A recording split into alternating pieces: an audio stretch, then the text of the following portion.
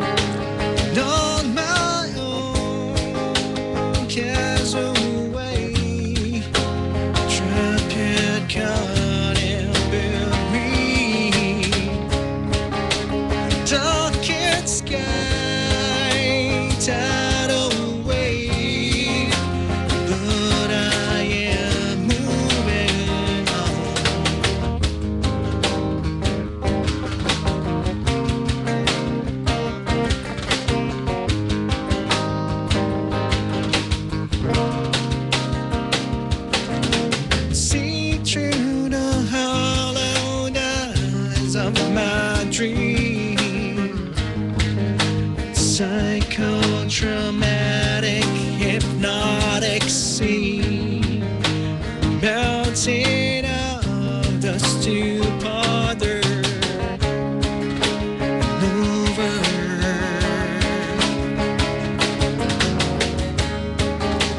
Not my own castaway, trapped and caught in between darkened sky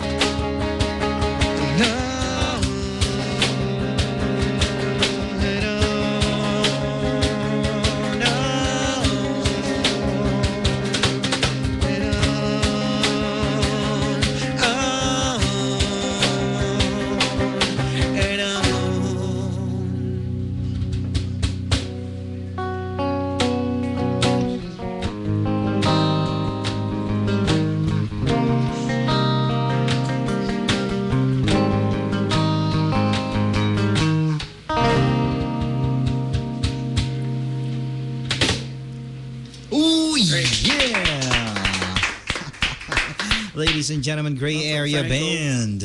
And of all the different songs that you can come up with as sort of anong tawag doon, cover songs, what's so special about this song? Ano ba? Favorite lang namin yung band. It's from Franco. Sobrang favorite namin si Franco. Idol, and one of the first song na nilabas nila, paborito talaga. Sige, Pyre. Sa lahat Sige, ng pa- banda, when it comes to Gray Area Band, sino ang pinaka sa very pinnacle sa lahat ng mga banda na idol nyo? Sino ang pinaka nasa taas? Siguro iba-iba kami. Individually, iba-ibang... Sa bagay, oo. Totoo naman yun. But as a group, sino ba Ako usually kasi kino-cover influence nyo? ko before, pinaka-influence ko when I started sa pagbabanda is River Maya. When Local River Maya. magkakasama pa Okay. si Bamboo, si Nathan, si Yung original talaga. Rico Blanco, Yes, so. si Tsaka Mark, iba yun, tsaka ano? si- Sana maibalik. Yeah, yun talaga yung first band na talagang sabi ko, babanda rin ako. No, di ba? Ganun lang yun eh. Pag may naging idolo kang isang banda, talagang totally mahihila ka eh. Papunta. Okay. What about si Brent? Sino bang influensya mo, pare ko? Pearl Jam. Pearl Jam. Number 1 band para sa puso ko. And pinaka gusto mong song na talaga nasabi mo, uy, Pinakagusto, I Alone from Live. Different band naman. different band naman. But then again kasi ang Pearl Jam, meaning halos lahat ng banata nila talaga Oo, iba yan. idol mo. Oh. Nasa 90s era ako eh. Medyo grungy. Cool. Alright. So what about si Betong? Si Betong, pare ko dami yan, malamang. Oo. Yan ang pinakamaraming influence. Oo. Pero sino ba ang pinaka sa lahat? Hindi, nag-start. Lito ka mo. Ha? Lito ka mo. Lito ka. High school talaga, nag-start ako. Kaya gusto kong magbanda dahil sa E-Heads. Oh, yes. Talaga sa E-Heads talaga. Iba kasi talaga ang influensya rin ng Eraserheads Oo. doon no? Biglang Iba talaga. nauna pa sa lahat ang Eraserheads bago pa pumasok agad sa scene ng River Maya. Silang nagbukas ng bigla uli ng band scene eh. Oo, ng band scene, Dati, oo. ayaw ng pakinggan eh. Mostly talaga international bands ang ang medyo patok doon biglang may pumasok na E-Heads. oh pare ko. Nabigyan lahat Patay ng banda tayo ng lahat, no? oportunidad para makapagkalakal ng Nagkasunod-sunod. kanilang mga kanta. Oh, kaya pa na maraming pasalamat sa E-Heads. Yan ang Yano, sunod-sunod na yung mga Sunod-sunod local bands na yan eh. Isa 90. sa mga naging idol ko pa nung araw dyan, yung alam nyo, nakita ko sa isang araw sa TV Patrol yata or something, may sakit yung lead vocalist nila. Yung, sino na yon yung kumanta ng Shampoo Green Green Department. Department. Yeah, And so, yes, Masakit kasi nga. nung Black Saturday concerts natin noon, 2000, 2001, 2002, siya yung kinukuha namin noon parati sa Remy Field kasama ng Proc and Edgar, nila Bamboo nga daw. It turned out may sakit pala siya ngayon. Nalungkot naman ako. Pero kahit na humarap pa rin siya sa camera, talaga nagkumanta pa rin ng Shampoo Die. Yeah, remember those songs ng Well, anyways, kanya-kanyang repertoire yan eh. Okay. Before tayo mag-play ng final song natin, sino pa mga gusto yung habol na pasalamatan? Manawagan lang muna. Sige po, go ahead. Naway tangkilikin niyo po ang aming album na pinamagatang self-titled pa ito, Gray Area EPs. 5 tracks po ang kasama nito and may t-shirt din yan. Contact the number na binigay nila kanina nung handler namin si Mickey. And sana supportahan po ninyo yung kapalaran na song. It's gonna be played here. Hindi lang namin alam kung kailan, paano. At saka ayun, may nag-hi. And last, dun sa mga sumusuporta, maraming salamat po. Maghintay lang po kayo. We're gonna be launching our EP this year. Magkakaroon ng Gray Area launch. Sana nandiyan kayo. Niluluto lang yan. Nihintay lang.